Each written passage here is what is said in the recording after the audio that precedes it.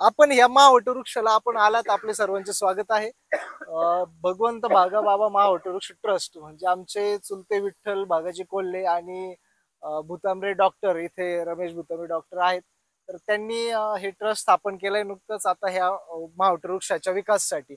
आपण इथे बघतोय तर इकडची जी डोंगर रांग आहे ही बाळेश्वरची बालाघाट डोंगर रांग. बाळेश्वरचं उंच शिखर वरती आहे. त्याचबरोबर तिथे धबधबे आहेत, 3 धबधबे आहेत. आणि खाली जी आपल्याला मातीची एक लांब लचक हिरव्या रंगाचे झुडपं असलेली भिंत दिसते, तर इथे पाझर तलाव आहे. एक 72च्या दुष्काळामध्ये इथल्याच लोकांनी कष्टाने उभारून तो पाझर तलाव खूप मोठ्या प्रमाणावर तयार केलेला आहे. आपल्याला इथे जो पाण्याचा आवाज येतोय या ठिकाणी, तर हे पाणी पडतंय, तर ही ह्या धरणाची मोरी आहे, त्याच्यातून हे पाणी येतंय. आम्हाला ह्या धरणाची विकास करण्याची खूप गरज आहे, जेणेकरून हे पाणी टिकून राहील गावात आणि ह्या पर्यटनपूरक गावाला एक समृद्धी राहील अशी. त्याचबरोबर इकडून जे ही मोरी आली पाण्याची, परंतु ह्या वडाच्या झाडाच्या पलीकडून त्या धरणाचं सांडू आहे. त्याच्यामुळे ह्या झाडाला पावसाळ्यामध्ये मुबलक असं पाणी येते. अच्छा. त्यामुळे याची वाढही चांगल्या प्रकारे इथे झालेली आहे. आपण हे प्रवेश करतोय ह्या महावटवृक्षाकडे, तर ह्या बाजूने ह्या वेगवेगळ्या बऱ्याचशा आपल्याला पारंब्या दिसतात.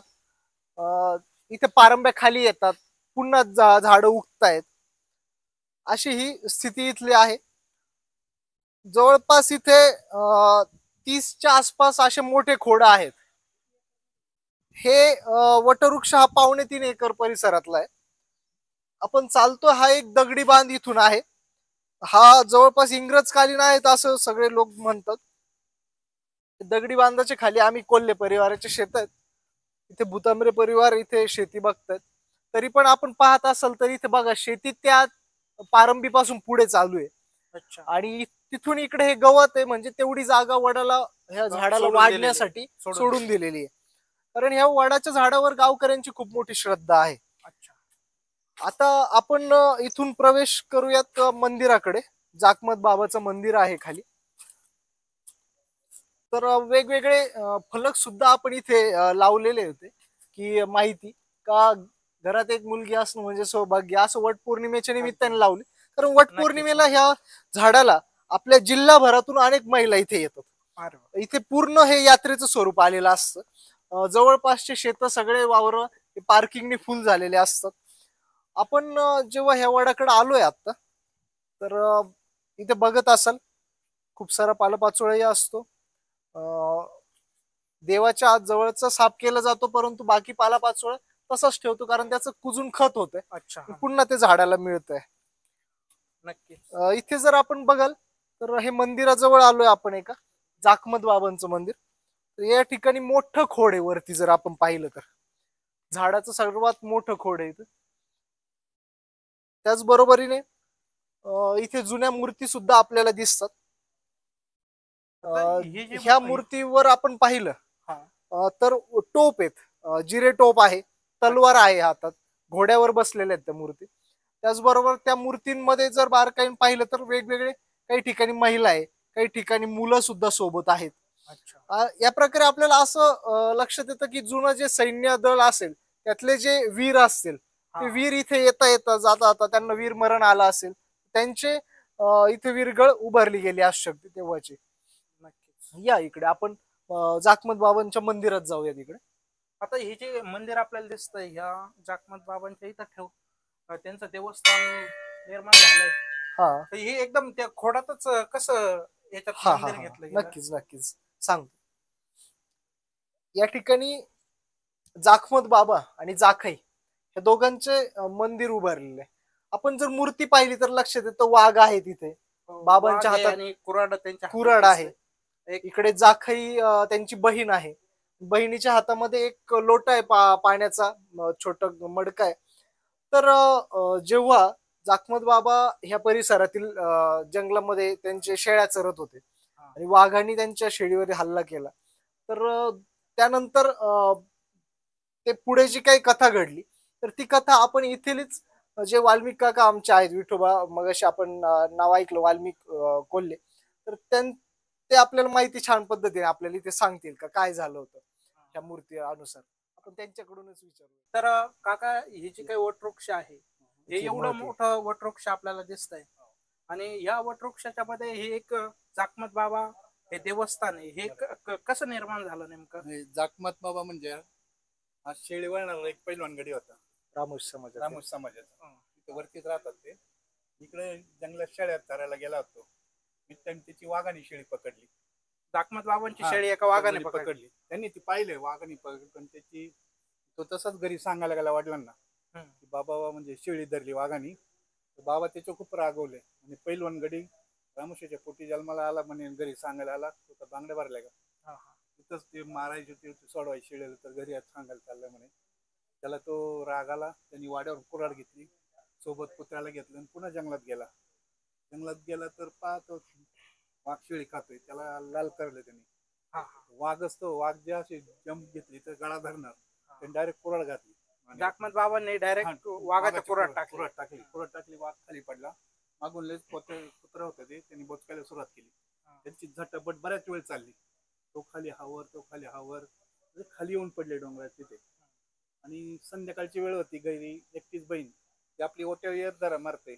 बाबा रागवलाय भावांना म्हणून तिला ते रावे ना, तिनं लोटा घेतला एक तांब्या भरून आणि गेली जंगलात दिशेने जाकमत बाबांकडे त्यांना शोधायला. ती मोठमोठ्याने आवाज देते, बाबा म्हणजे भाऊ. तर भाऊ काही प्रतिसाद देत नाही. मिड टाइम काय होतं, तिला असे रक्ताचे डाग दिसतात दगडावरती, त्याची ती माग काढत खालपर्यंत येते पार.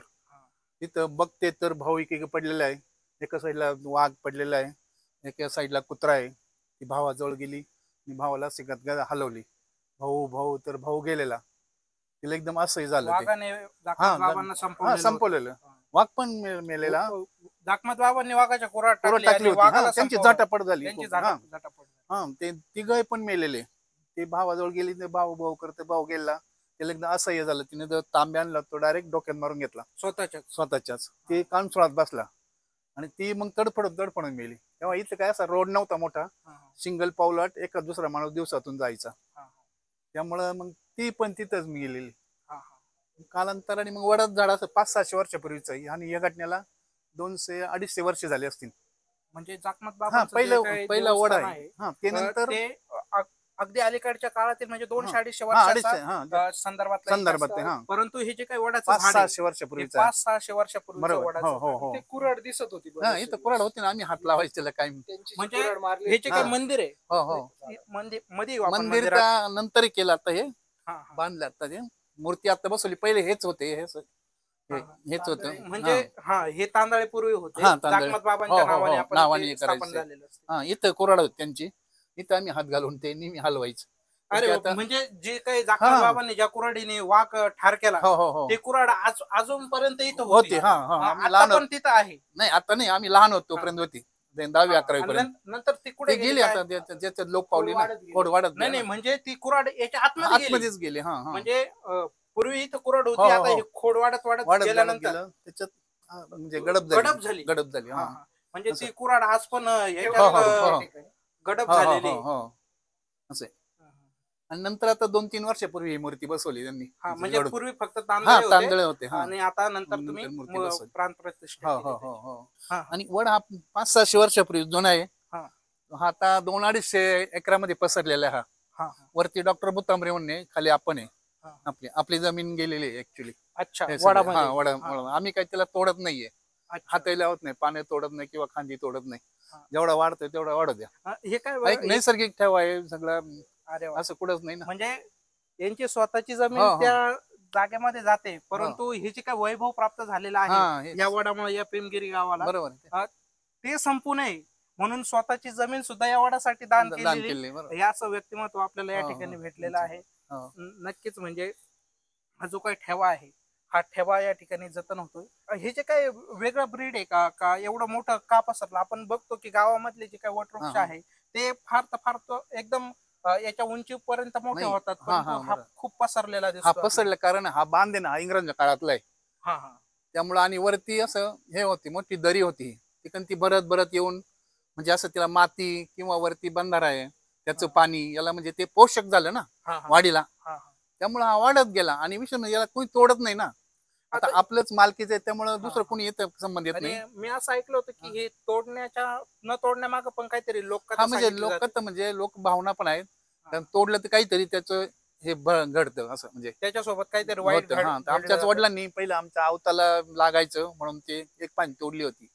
तर त्यांचा काहीतरी गुडघा धरला होता, आजी सांगायची.